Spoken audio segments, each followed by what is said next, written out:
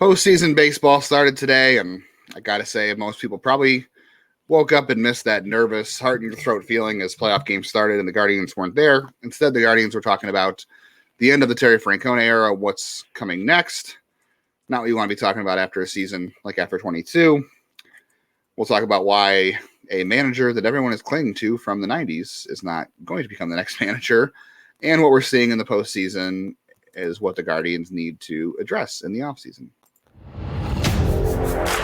You are Locked On Guardians, your daily podcast on the Cleveland Guardians, part of the Locked On Podcast Network, your team every day.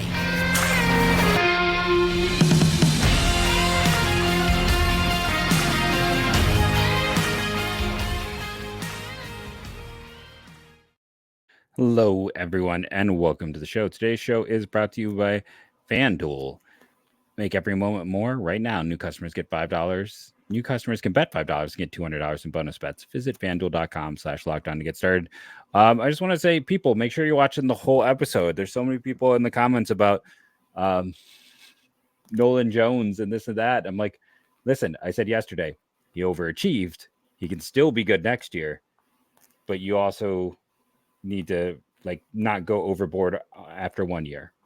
If I can give you a perfect example of such a trade, Luke Voit. Go look how that has worked out for the Cardinals since then. After year one, the Cardinals were morons because Luke Voit was a star, and then Giovanni Gallegos, and things changed. So not saying that he is Luke Voit. He could very easily, Cleveland could look like morons in this deal, but listen to the whole argument. Don't rush off to his statement. But that's why we do a half hour. Again, I drove the bandwagon on Nolan Jones. I kept him at number one when everyone put Ty Freeman over him. I was like, no. It's weird. It's the same thing. Like, I remember having to be the one who was like, Lonnie Chisenhall, there's some issues here. And then eventually everyone got so negative on Lonnie. I was the positive guy. And I'm like, this is just, I don't know what to do with myself. I'm going to sit here sometimes and shake my head. Go again. I explain how BABIP works. And please understand that no matter how good a BABIP is, no one's hitting 400. There's no such thing as a good BABIP. It just is. Like, it's a thing that exists. It's a result. As I laid out, Luis Arez is the king of it, and he's at a career 340. If you're expecting someone to not have 60 points over, if you're expecting someone to match him for the rest of their career, I don't know what to tell you. For sure. All right. Well, unfortunately, like I said in the open, postseason baseball has started today, and I was kind of sad waking up because I miss that feeling of being anxious all day. Long time without. Game. Yeah, like just kind of watching the opening ceremonies for the Rays, even though they didn't have great attendance, and the Twins and the Twins fans were obviously pretty excited for that game, and it was a good game. Like, just seeing those reactions. The Twins hadn't won since I was fresh out of college. I was, a baby-faced. Baby-faced post-college person with a degree in history and no realization that meant I qualified for no jobs in life. Things have not changed, right? So don't get a history degree. Don't get a history degree, people. Don't get a history degree. If you take nothing else from this show, you don't learn what don't get a journalism degree. If you don't learn what BABIP is, if you don't learn about WRC plus, if you don't learn about history of the draft or prospects, just don't get history and journalism degrees, people. Yeah. So instead of being anxious for a Guardians playoff game like we were a year ago, the Guardians said final farewells to Tito as he won't use the word retiring. He has not used the word retire yet. He is stepping down as manager, and obviously we already knew he needed shoulder surgery. He needs 2 hernia surgeries. This guy has had more surgeries than he's had. 2 or 3 manager of the year awards. I know those are subjective, but he's having more surgeries this offseason than that. So the guy just continues to rack up surgeries. His body's failing him. You can go back over the last half decade and everything that's happened. All the times, when DeMario and Sandy were the manager. Issues. Heart issues, unfortunately. He needs to do this. So he's going to take the year off and get healthy. But as we already kind of suspected, they did confirm that whenever Tito is ready to get back to doing something baseball related, he will have a role with a team that won't be an on-field guy, and they don't know, they have no definition of what that role is going to be. But Tito will be here somewhere in Cleveland doing something when he is all healed, which that probably could take a whole year. Jeff's got to heal too over there. Yeah. I understand. Nothing really earth-shattering from the final press conference. Just a lot of praise on Francona from Antonetti, but I know there are people who are saying, "What if he gets the itch to manage again?" And I think I even brought up the Urban Meyer thing, and Tito said in the press conference, he said if he ever feels the urge to manage again, he doesn't want it to be anywhere else anyway. So at this point, you can just expect that Tito is going to be a Cleveland lifer. This is it. Whatever he ends up doing, that's where he's going to be. Is that a negative comment? Like, in a way, is that one of those things? Is that going to make someone not want this job? Like, when I sit back and it's like, oh, so what happens if Tito wants to come back, or what happens if he gets healthy in 2 years? Like, is that one of those things that hangs up your head at all? It could, I suppose. Like, that has been the case before in other places. I think Buck Showalter was in an advisor role with like Baltimore, or maybe it was the Mets before he became the Mets manager. And they were like, he's just going to be manager when he wants to come back. And then he was, or something. I forget who it was, but that has happened somewhere else before. So that's a good point. I don't think it's really going to be that big of a deal, but I mean, it is worth thinking about. He even mentioned, he said, he's not going to have any involvement in who the Guardians hire. I'm sure Chris Anthony and Mike Chernoff, as we talked about before, will ask for his opinion, but he says he's going to have no involvement in that. And it's going to be totally their decision who they think is best fit to run, because he said maybe they want someone who does it differently than me. I don't know. And so I'm sure they will ask for his opinion, as we've mentioned before, but he says he's going to have no input. But you're right, that's always something to think about. Speaking of Buck Showalter, that is not a Guardians guy. Like, okay, so we're going to talk about Sandy Alomar here in a minute, but I know we've had some comments. Buck Showalter, Guardians are not. I don't think he's on their list. Their list included 45 people or 48 people to start. Zach Meisel said, and it's 45 to 48. Yeah, and it's narrowed down since then, and I don't believe Buck Showalter's on that list. Also, Ron Washington, also not on that list. Ron Washington is not going to be a manager for anybody at this point. He is one of the oldest coaches in baseball. He is not getting a job. Look, I think Ron Washington has been a great coach throughout his career. He's revered for a reason. But he's not managing anywhere. Nowhere. He's done. Yeah. I mean, he is what he is. And once you have a player at that age, listen, I know we had someone talk about age discrimination. It's like, that's just kind of the truth of the matter. It's a health that matters. Too. Like, look at Frank. Like, not everybody's the same. Like, Tito's obviously got health issues, and that's part of this. If he was healthier, he would stay as the manager if the health issues weren't there. But part of life and getting older, unfortunately, does include health issues. So if that's how things are going with Tito, I can't imagine this team hiring somebody older than Tito. And that's not an age thing. That's just a direction thing. Like, they're not going to go for a guy they don't want to be a stopgap. I'm sorry, I don't know how old Ron Washington is, but he is older than Tito. And I don't think that's going to be a long-term answer, and that's not where this team wants to turn right now. And that's why, again, nobody is even interviewing Ron Washington at this point. That time has passed. His time as manager is over.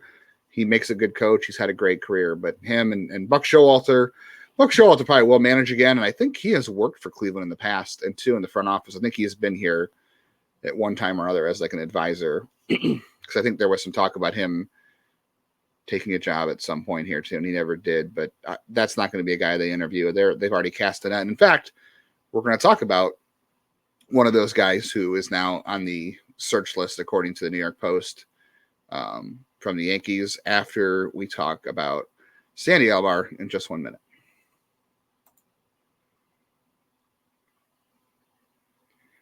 Before we talk about Sandy Alomar, we got to talk about this great deal from FanDuel. If you are in the NFL, if you want to make your Sundays a little more fun, maybe fantasy football is not enough for you, you should download FanDuel if you don't already have it, because right now customers get $200 in bonus bets guaranteed when you place a $5 bet.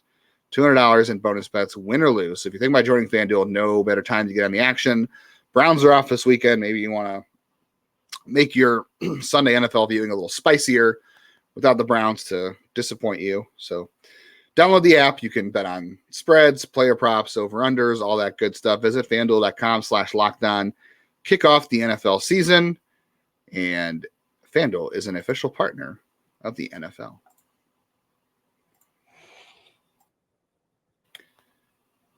Listen to the playoffs on SiriusXM all postseason long. I'm sure you can hear good crowd shots or good crowd mics on there. Nothing like watching a postseason game. I've had all 4 postseason games on today. FYI, I watched not all of them straight through, obviously, but I've watched a good portion of all of them today while I was working, so that was fun. We're gonna talk about that a little bit too as well. All right, so one of the pieces of news that has come out over the last day or so is that Sandy Alomar has declined to interview for the Guardians managerial opening. And this is not even news because you and I knew this was going to happen. This was a poorly kept secret that nobody wanted to come to the realization on, that Sandy Alomar hasn't wanted to manage. No. And he wasn't going to manage. I don't think he liked doing it when he got the opportunity. I think like he, dealing with the extra pressure, dealing with the media, dealing with people second guessing him. Sandy played in an era before, availability all the time. And he had a weird career because, again, he only had 2 seasons where he played over 100 games. Like, he was hurt all the time. He was not front and center. He was always kind of a secondary piece. And I don't think he liked it. And I don't think he had any desire to ever be front and center again. No, I mean, he interviewed for the job when Tito was hired, obviously didn't get it. And he was here with Manny Acta before Tito got here, and he was the acting manager for a weekend. Everybody just assumed 2012. It was the last weekend of 2012. Let's say 2020 was for half this. Well, yeah, there was that too in 2020 when Tito's absence, but he was the manager for a weekend before Tito got here when they fired Manny Acta. And I wonder what would have happened if he would have been hired there, if Tito didn't decide he wanted to manage here and Cleveland was like, yeah, we definitely want Tito. I wonder if Alomar would have been the front runner and how that would have changed things. We'll never know. But yeah, it's been pretty clear for a while. Like, I think learning from Francona that Alomar, Francona is so good at avoiding the spotlight. He never wants the spotlight on him. And I think the reason Alomar works so well with Tito because it's a lot of the same thing. He doesn't want that kind of spotlight. And Alomar is good at what he does too. He is a good first base coach, although we can argue that the Guardians didn't run enough this year. And I don't know if that has anything to do with him or the players or the rules. I'm not really sure on that one. I would love to get more answers on that, truthfully. He's good at working with catchers, though. Yeah, I mean, there was talk last year about how, like, I think the TV crew did a whole segment on how great Alomar is at, like, getting a read on the pitcher's move and telling base runners when to go and what to look for in their move. Like, and he might still be good at that. The rules may have messed that up, and it seemed like it went away this year. Like, I mean, they got caught more often, it felt like, and they just didn't run enough. Right. Yeah, that's something we'll unpack in the coming weeks here while the postseason's going on, before we can get into the meaty part of the offseason. But so yeah, no surprise here that Alomar took his name out of the running. And no surprise that Chris Antonetti also said that Alomar's name may be out of, he may not want to manage this team, but he is going to be a part of the team going forward. He didn't lock into a role what that's going to be. Was that intentional? It was probably, because I meant you saying lock into a role. Locked onto a role, locked into a role. Yeah, I see. Okay. I see what you're getting at there. I'm picking up what you're putting down. Yeah, I think it's interesting that, he said that I'm not surprised that he said that Alomar will remain with the organization in some capacity. I mean, he didn't say in some capacity, he just said he will remain a big part of the organization going forward. And whatever that ends up being, who knows? It'll be up to maybe the next manager. But it's interesting that this will be, if whatever Alomar's role is next year in the coming years, this will be the third manager he has worked under in Cleveland. You don't see that too often. And I saw some sentiment online saying, like, two different things. One is, well, this obviously means that they're going to hire somebody internal because they want somebody they can control the staff and they want to dictate who their staff is, and that's not good. And the other half of that was, I think they're going external, and I'm not the only one who's made that statement repeatedly. Yeah, and the other half of that statement was people were saying, well, no one's going to want this job if the team is forcing guys like keep guys like Alomar. Like no one's, because it means they'll force them to keep Willis and Vallejo, yada yada yada, and no one's going to want that. I think this is going to be an attractive job. I understand that. It doesn't mean too that like that he is here as a coach. Like he might be a roving catching coordinator. Like, yeah, they have guys they like and they keep them, but it doesn't mean that they're going to be here in the same role. Yeah, like, I mean, there's a reason, and it's like, there's a reason Antonetti didn't say Alomar is going to be our first base coach next season, no matter what. Like he didn't lock himself into that. He's not locked onto that. See, now I'm doing it purposely. There you go. Yeah, I don't think it's an issue at all. Like, I think they'll let the next manager, whoever they decide on, will make those decisions.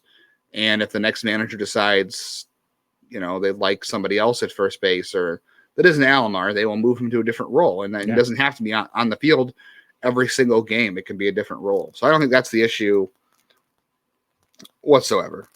I also don't think it's a big deal to say that, they're not forcing anybody on the new guy. And you said the same thing. They might go external. They might go external in terms of the candidate. Like maybe that candidate doesn't exist in the system right now, but maybe he existed before. I mean, I know you keep bringing up Bobby Magallanes from the Braves. It's a guy who was here before, so he's an external candidate, but he has history here. So, and it's not necessarily a bad thing to maintain continuity. So I wouldn't really read into anything about the Alomar situation other than he doesn't want to be the manager, which, again, we have been saying for a long time now. Yeah. I know Alomar is similar to Tito and he doesn't want the spotlight on him. Don't you think that at some point when they started to broach the topic of Tito stepping down, whenever, going through his contract, like you always hear guys on certain teams like say, oh, this guy's a manager in waiting. Like you always hear that rumor pointing, going around when managers are at the end of their tenure, or if there's a rising manager star on someone's bench. Like Joe Espada has been a guy for years on the Astros bench that people keep saying is going to be a manager soon. Like, wouldn't we have heard that with Alomar by now? I know they don't really let those things leak out, but wouldn't we have heard that news out to he wasn't even in the media in the past few years. Right. He stopped interviewing almost right after Tito got hired. Like that was it. He hasn't really interviewed since. Wouldn't we have heard before this? Like, hey, Alomar's a manager in waiting. Just depends on who wants to hire him. But speaking of managers, do we want to talk Carlos Mendoza now before we go into break? He's Venezuelan, so we know how much they have liked getting catchers from Venezuela, right? Isn't that where they sign all of their international catchers? Former infielder. That's true. Who spent 13 years in the minors. The common theme of not a productive player at the big league level, but has been the bench coach with New York, replaced Josh Bard there as a fun little fact. Obviously bilingual. I think that's something to talk about. I think that's something, when we talked about, and you look at this team and there are a lot of players who understand English when it's not their first language. I mean, any of the Hispanic players understand English so much more than I understand Spanish. I hate when people get lazy about that. It's like they're putting in a lot of extra work, but it also makes it kind of easier when you're bilingual, like someone like Mendoza or Magallanes would be. And a lot of people are I saw in our comments, I think maybe every day or Billy the Fish. Billy the Fish was at least very active today. Talking about I think they want someone who's been under the big lights like Tito was. I don't even know if it's that. Right now we're just getting the candidates from teams who didn't make the postseason. I might talk Magallanes. Other people have talked Kevin Seitzer, who's the other hitting coach there. Those guys you can't interview. Like there's also a bit of a wait and see factor right now. And Mendoza is interesting, but I also think these early candidates like Alvarez and Mendoza aren't necessarily the dudes. I could be wrong, but you don't interview, especially if there's some guys that like from other teams that are in the postseason.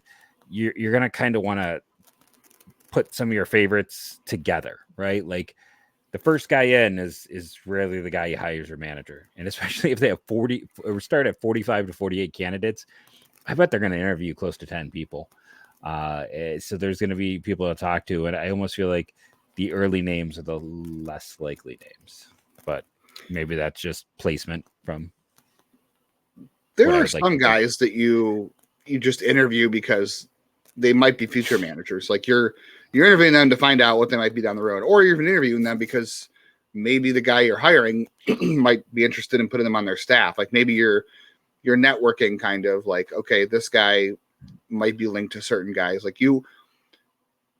it's not uncommon to hear guys get interviewed way ahead of when they actually become managers. Like they start interviewing, years in advance. Yeah, it is a chance. Carlos Mendoza. Yeah, Carlos Mendoza was up interviewed last year for the White Sox job before Pedro Gifal got it. So there's that. He's an interesting guy, and I think we need to talk about too. I think we've mentioned it before, but we didn't really have a good discussion about it of what qualities in a manager are important or what makes sense for this team. And obviously, bilingual is one of those. So we're going to continue to get into that today and some other stuff before we wrap up today's episode.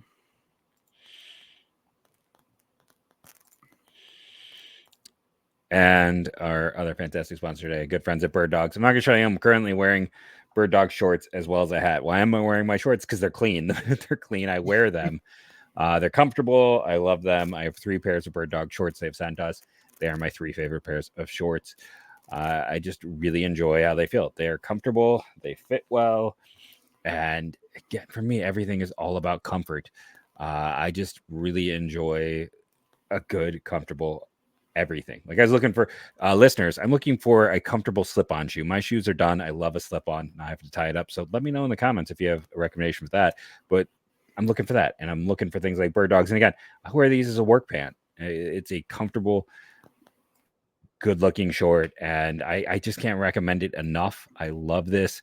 And I don't know about the free water bottle they're giving now, but the hat's great. The Yeti style mug they gave us is great. This water bottle you get when you order, I guarantee is high quality because everything is high quality. So go to birddogs/LockedOnMLB or enter the promo code LockedOnMLB at checkout for a free Bird Dogs water bottle with your order. That's birddogs.com/LockedOnMLB for a free water bottle at checkout. You won't want to take your Bird Dogs off. We promise you.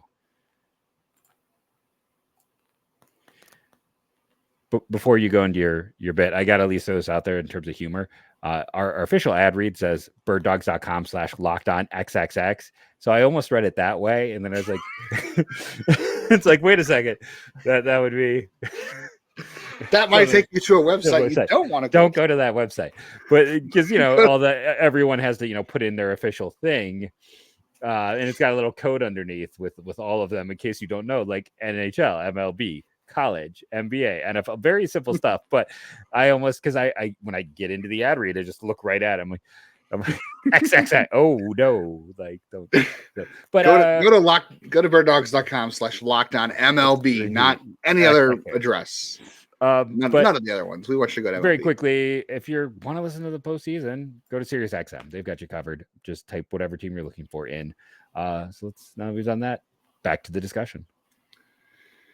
Yeah, I found this article funny too. I wanted to bring up Mendoza really quickly.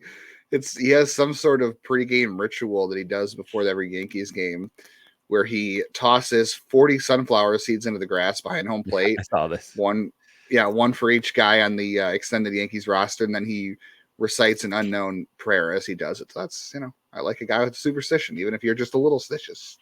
That's a lot stitious. That is a lot stitious. I'm a fan. You never know. Those quirky things can always be little team building things. He's only 43, so he's fairly young in terms of management. I mean, he's come up through the Yankee system all these years, and the quotes about him are pretty good. I mean, from Brian Cashman, extremely talented, superior candidate for next year in the industry. Fortunate right now he's here, served us well every step of the way. His day is coming. He's going to be a major league manager. And he's going to be good at it. And that's the thing with someone with Alomar. Like that was something people said about Alomar before the Tito era. And now people have stopped saying that. And I don't think it's because he's no longer a good coach or wouldn't be a good manager. I think it's just that they stopped saying it because people know his intention or the time has just passed. So he's, not going to be it anymore. But Mendoza is the second guy confirmed that we know Cleveland's going to talk to. And like Jeff said, these are both candidates that with teams that are no longer playing. So unless one of these guys they talk to before the postseason ends, before another guy they like with a team that's still in there gets knocked out, unless that guy just absolutely comes in and blows them away and convinces them this is the guy, we don't have to keep searching.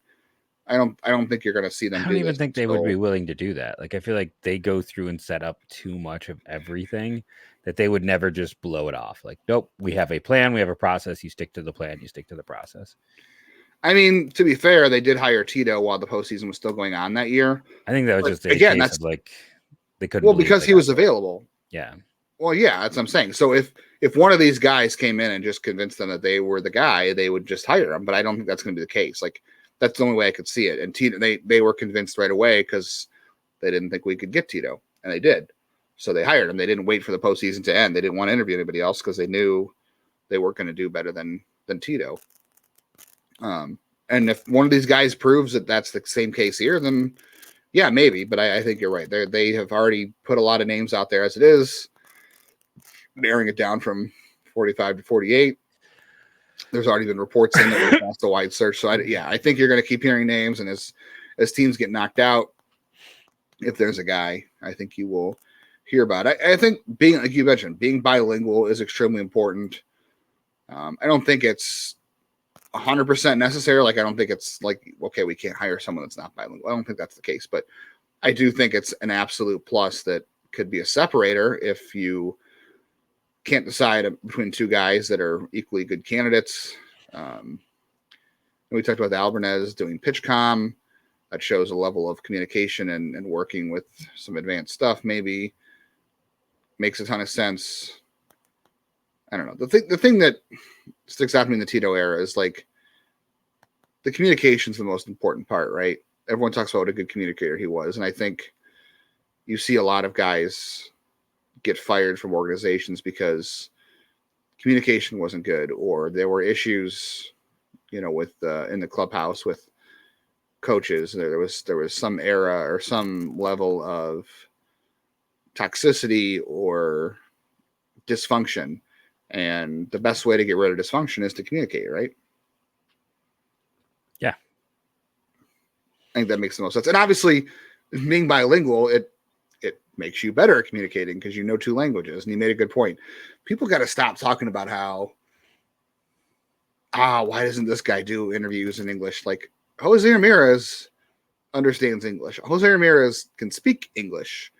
But there's a difference between speaking it on camera and speaking it with your buddies. And I wouldn't want to give any interview in a language that is not mine, the one I know. Correct. Yeah. Not unless I've been speaking both for a long time, which Ramirez has not been doing that. And Andres Gimenez, I will give a ton of credit to this year.